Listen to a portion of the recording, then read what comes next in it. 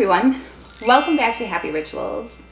Today's video is a little bit different than my last videos.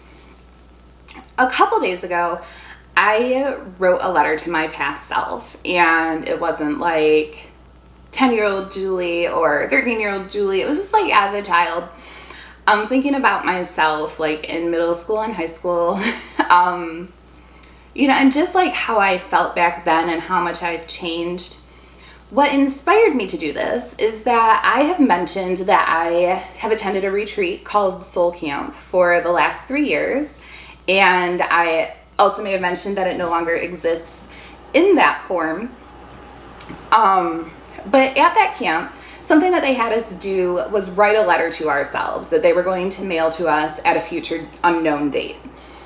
And it was a really cool experience because when you go to a retreat and you're fully immersed in this world that, like you walk up and immediately you have 250 friends who love you and want nothing but the best for you.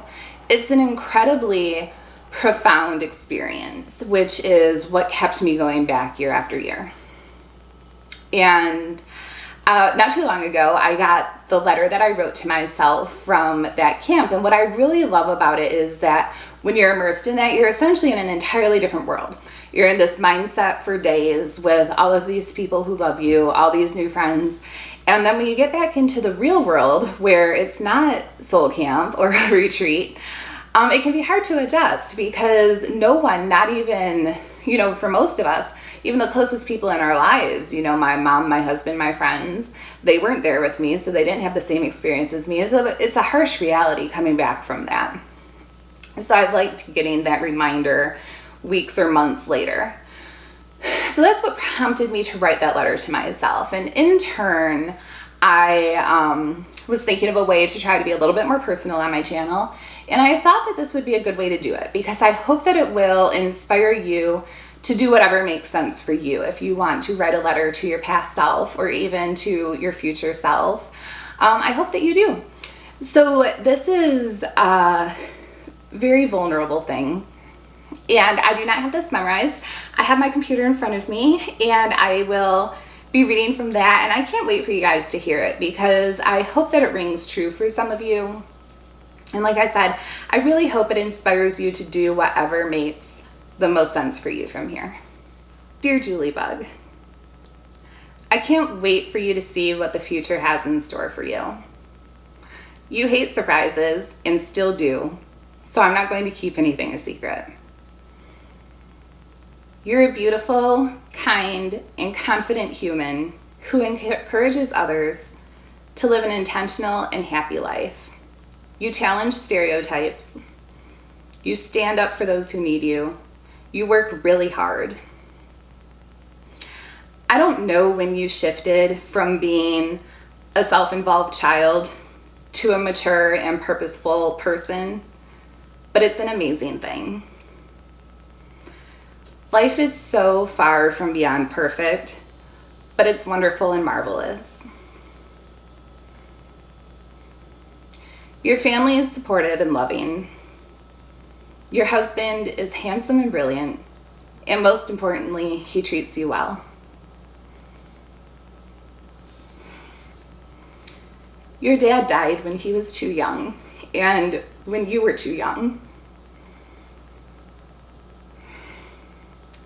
But you worked and continue to work through grief with grace.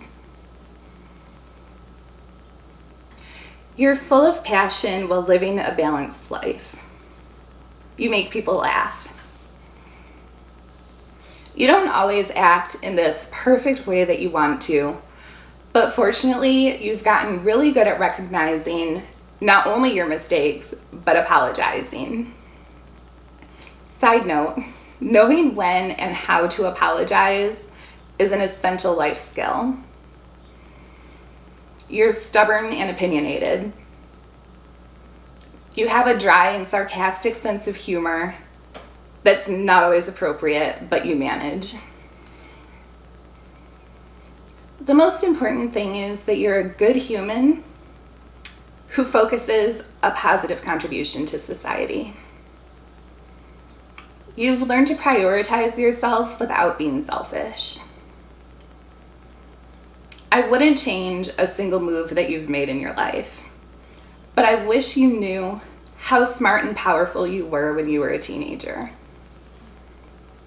I wish you knew not to care so much about what other people think. I wish you knew to appreciate every single experience that you had. But I wouldn't change a thing, because the smallest change means that you wouldn't be who you are today. The hours spent wishing for perfect skin, straighter teeth, to be popular, prettier, to be named Katie because all the cool girls were, ultimately led to you being the woman that you are. Okay, there are a few things I would change. For the love of all that is good, put down the fucking tweezers. Your poor eyebrows in 1998. Invest in Amazon and Apple and Starbucks. Start your YouTube channel earlier. Stop frowning and stop sleeping on your side because those lead to wrinkles. There's so much you don't know, but that's the beauty of being young. Life goes by so fast. So much faster than it seems. Love everyone and love yourself.